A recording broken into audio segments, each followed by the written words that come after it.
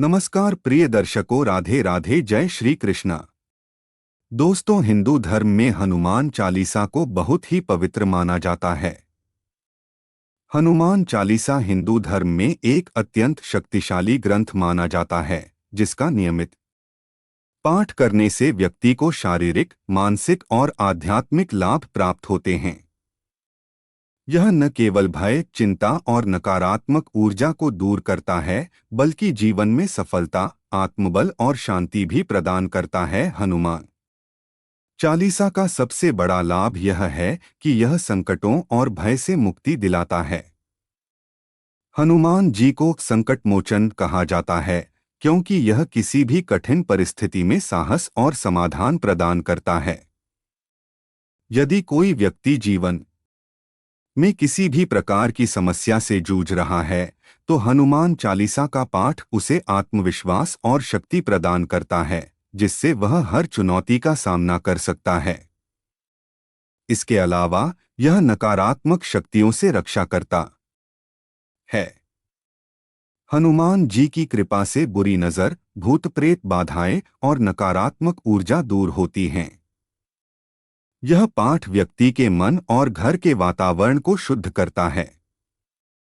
इसलिए जो भी सच्ची श्रद्धा से हनुमान चालीसा का पाठ करता है, उसे हनुमान जी की विशेष कृपा प्राप्त होती है, जिससे उसके जीवन की सभी बाधाएं समाप्त हो जाती हैं। तो इस वीडियो में मैं आपको बताऊंगा कि हनुमान चालीसा पढ़ते वक्त कौन सी गलतियां नहीं करनी चाहिए। कृपया करके वीडियो को अंत तक देखें, क्योंकि अधूरी जानकारी किसी भी काम की नहीं होती, इसलिए वीडियो को पूरा देखें। लेकिन उससे पहले अगर आप भी चाहते हैं कि हनुमान जी का आशीर्वाद आप और आपके परिवार वालों के ऊपर सदैव बना रहें, तो हमारे चैनल को सब्सक्राइब करके और वीडियो को एक लाइक करके और सच्चे दिल से कमेंट बॉक्स में जय बजरंगबली, जय संकटमोचन हनुमान लिखकर अपनी हाजिरी जरूर लगाएं। चलिए दोस्तों, जानते हैं आखिर वह कौन सी बातें हैं जो हनुमान चालीसा पढ़ते वक्त नहीं करनी चाहिए। नंबर 1, गणेश जी का ध्यान। जी हाँ दोस्तों, हनुमान चालीसा पढ़ते समय सबसे पहले भगवान गणेश का आह्वान करना शुभ माना जाता है। हिंदू धर्म में यह परंपरा है कि किसी भी शुभ कार्य से पहले भगवान गणेश की पूजा की जाती है, ताकि कार्य बिना संकट के पूरा हो सके। गणेश जी को विघ्नहर्ता कहा जाता है, यानी वे सभी बाधाओं को दूर करते हैं। इसलिए जब भी कोई धार्मिक ग्रंथ पढ़ा जाता है, खासकर हनुमान चालीसा, तो पहले ओम श्री गणेशाय नमः या गणपति बप्पा मोरया का उच्चारण करना अच्छा माना जाता है। इसके पीछे आध्यात्मिक और मानसिक कारण भी हैं। जब हम गणेश जी का स्मरण करते हैं, तो हमारा मन एकाग्र हो जाता है और किसी भी प्रकार की नकारात्मक ऊर्जा दूर होती है। हनुमान जी स्वयं भी भगवान गणेश के भक्त थे, इसलिए हनुमान चालीसा से पहले गणेश वंदना करना और भी शुभ होता है। नंबर 2, पराई स्त्री से दूर रहें। जी हाँ दोस्तों, हनुमान जी एक अखंड ब्रह्मचारी थे और उन्होंने आजीवन अपनी शक्ति को संयम में रखा। हिंदू धर्म में भी पराई स्त्री को माता के समान देखने की शिक्षा दी जाती है। हनुमान चालीसा पढ़ते समय मानसिक और शारीरिक शुद्धता का विशेष ध्यान रखना चाहिए। यदि कोई व्यक्ति हनुमान जी की कृपा पाना चाहता है, तो उसे पराई स्त्रियों के प्रति गलत विचार नहीं रखने चाहिए। शास्त्रों में भी कहा गया है कि जो व्यक्ति कामवासना और अनैतिक संबंधों में लिप्त होता है, वह आध्यात्मिक उन्नति नहीं कर सकता। हनुमान जी का जीवन पूर्ण रूप से संयमित और धर्मपरायण था, इसलिए उनके भक्तों को भी उनके मार्ग का अनुसरण करना चाहिए। यदि कोई व्यक्ति हनुमान चालीसा पढ़ते समय भी पराई स्त्रियों के प्रति गलत भाव रखता है, तो उसका पाठ निष्फल हो सकता है।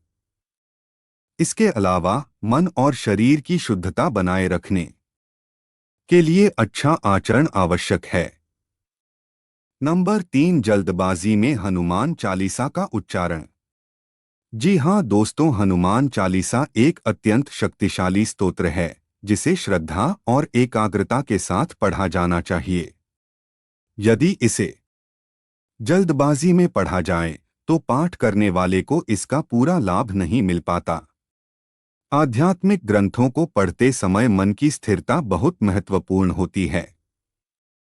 जल्दबाजी में पढ़ने से उच्चारण भी गलत हो सकते हैं, जिससे पाठ का प्रभाव कम हो सकता है।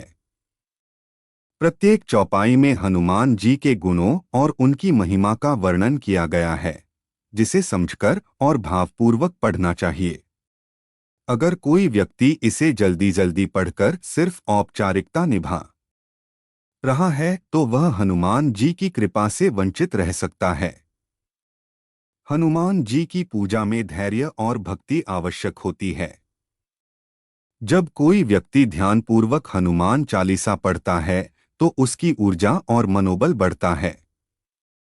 नंबर 4, तामसिक भोजन और मांसमदिरा का सेवन। जी हाँ दोस्तों, हनुमान जी अत्यंत सात्विक और पवित्र देवता हैं। वे ब्रह्मचारी हैं और सात्विक जीवन का पालन करते हैं। इसलिए जो व्यक्ति हनुमान चालीसा पढ़ता है उसे भी तामसिक भोजन, मांस और मदिरा के सेवन से बचना चाहिए। यह क्रोध, काम, लोभ और आलस्य को बढ़ाता है, जिससे मन एकाग्र नहीं रह पाता। जब कोई व्यक्ति हनुमान चालीसा पढ़ता है तो उसका उद्देश्य हनुमान जी की कृपा प्राप्त करना और अपने भीतर शुद्धता लाना होता है। लेकिन यदि वह तामसिक भोजन या मदिरा का सेवन करता है तो उसकी आत्मा अशुद्ध हो जाती है, जिससे उसका पाठ निष्फल हो सकता है। हनुमान जी को प्रसन्न करने के लिए सात्विक आहार और पवित्र जीवन शैली को अपनाना चाहिए। ऐसा करने से आपको हनुमान जी की विशेष कृपा प्राप्त होती है। नंबर 5, क्रोध में हनुमान चालीसा का उच्चारण। जी हाँ दोस्तों, हनुमान चालीसा एक अत्यंत शक्तिशाली ग्रंथ है जिसे श्रद्धा, भक्ति और शांत मन से पढ़ना चाहिए। यदि कोई व्यक्ति क्रोध में है और उस अवस्था में हनुमान चालीसा का पाठ करता है तो इसका पूर्ण लाभ नहीं मिल सकता। क्रोध एक नकारात्मक भावना है जो मानसिक अशांति उत्पन्न करती है। जब मन शांत न हो तो भक्ति और पूजा में एकाग्रता नहीं रहती, जिससे पाठ प्रभावशाली नहीं हो पाता। हनुमान जी स्वयं संयम, धैर्य और विनम्रता के प्रतीक हैं। उन्होंने अपनी अपार शक्ति होने के बावजूद कभी अकारण क्रोध नहीं किया। अगर कोई क्रोध में है तो पहले कुछ देर ध्यान लगाना चाहिए या श्री राम का नाम जपना चाहिए। इससे मन शांत होगा और फिर हनुमान चालीसा का पाठ करने से वास्तविक लाभ मिलेगा। नंबर 6, सूतक काल में हनुमान चालीसा पढ़ना। जी हाँ दोस्तों, सूतक काल वह अवधि होती है जो परिवार में किसी की मृत्यु या जन्म के बाद मानी जाती है। इस दौरान कुछ धार्मिक कार्यों और पूजन पाठ को करने की मनाही होती है। कई परंपराओं में यह माना जाता है कि सूतक काल में हनुमान चालीसा पढ़ना उचित नहीं होता, क्योंकि इस समय वातावरण शुद्ध नहीं होता और परिवार के सदस्य मानसिक रूप से स्थिर नहीं होते। हालांकि इस विषय पर अलग अलग मत हैं। कुछ विद्वानों का कहना है कि हनुमान जी संकटमोचक हैं और उनकी भक्ति किसी भी समय की जा सकती है। यदि किसी को मानसिक शांति की आवश्यकता हो तो वह सूतक काल में भी हनुमान चालीसा पढ़ सकता है। लेकिन परंपराओं का सम्मान करते हुए इसे जोर से पढ़ने के बजाय मन में या मानसिक रूप से जप करना अधिक उपयुक्त माना जाता है। सूतक काल में भगवान का स्मरण करने की मनाही नहीं होती, लेकिन मूर्ति पूजा और नियमित पूजन में कुछ नियमों का पालन करना आवश्यक होता है। नंबर 7, किसी बीच की चौपाई से हनुमान चालीसा का पाठ शुरू करना। जी हाँ दोस्तों, हनुमान चालीसा में कुल 40 चौपाइयाँ होती हैं जो हनुमान जी की महिमा का विस्तार से वर्णन करती हैं। यह पाठ तुलसीदास जी द्वारा एक विशेष क्रम में लिखा गया है, इसलिए इसे उसी क्रम में पढ़ना अधिक उचित माना जाता है। यदि कोई व्यक्ति किसी विशेष चौपाई का जप करना चाहता है तो वह कर सकता है, लेकिन संपूर्ण हनुमान चालीसा का पाठ हमेशा आरंभ से करना ही श्रेयस्कर होता है। बीच से पढ़ने पर इसका भावार्थ अधूरा रह सकता है और पाठ का प्रभाव भी कम हो सकता है। उदाहरण के लिए, यदि कोई व्यक्ति संकट कटे मिटे सब पीरा से शुरू करता है तो उसे पूर्व की चौपाइयों में दिए गए संदर्भ नहीं मिलेंगे। हनुमान चालीसा का हर श्लोक एक क्रम में जुड़ा हुआ है, जिससे यह पूरी तरह से प्रभावशाली बनता है। इसे बीच से पढ़ने की बजाय यदि समय कम हो तो संक्षिप्त रूप में 3, 7 या 11 बार श्री राम जय जय राम मंत्र का जप करना भी लाभकारी होता है। नंबर 8, बेईमानी और छल कपट से दूर। जी हाँ दोस्तों, हनुमान जी सत्य, भक्ति और सेवा के प्रतीक हैं।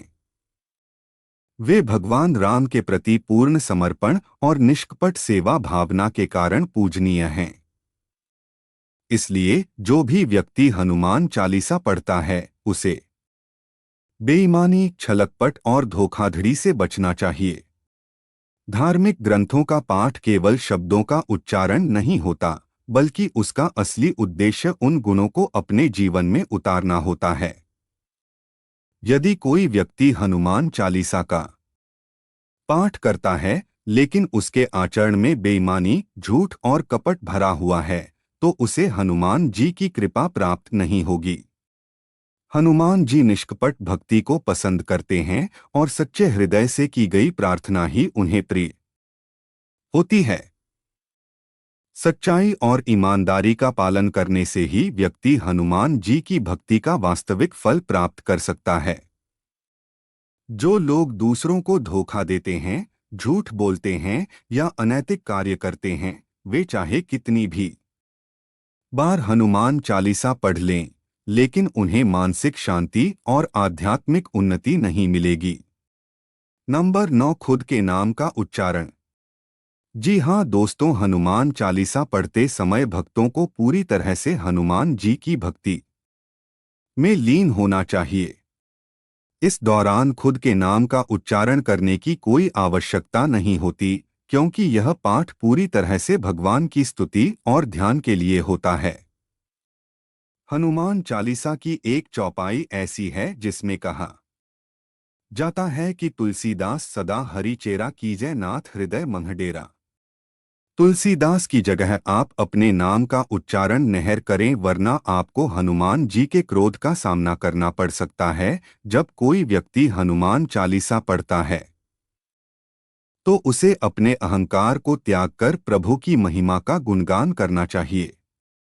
यदि कोई अपने नाम को बार बार दोहराता है या अपनी इच्छाओं को हनुमान चालीसा के साथ जोड़ने का प्रयास करता है तो यह अहंकार को बढ़ावा दे सकता है।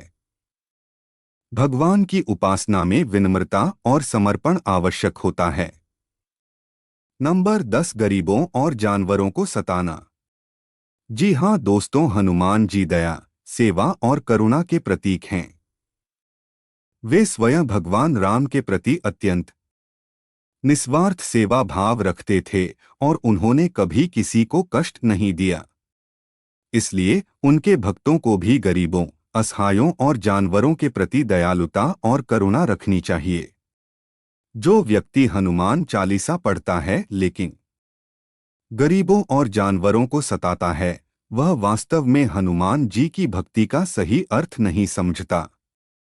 हनुमान जी सेवा और परोपकार को अत्यधिक महत्व देते हैं।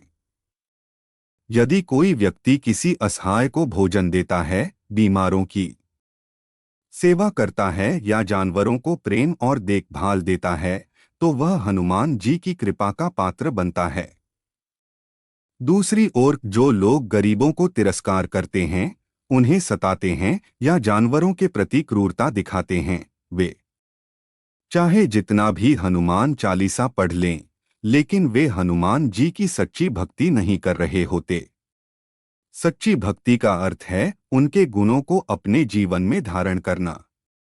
तो थी वे बातें जो हनुमान चालीसा पढ़ते वक्त भूलकर भी नहीं करनी चाहिए। अगर वीडियो अच्छी लगी तो वीडियो को एक लाइक करके और अपने YouTube चैनल यानी नौरंगी बाबा ऑफिशियल YouTube चैनल को सब्सक्राइब करके बेल नोटिफिकेशन को ऑल पर सेट कर दे ताकि हमारी आने वाली हर एक न्यू वीडियो का नोटिफिकेशन आपके पास जल्द ही पहुंच जाए। तथा कमेंट बॉक्स सच्चे दिल से जय बजरंगबली जय संकटमोचन हनुमान लिखकर अपनी हाजिरी जरूर लगाएं। वीडियो देखने के लिए आपका धन्यवाद।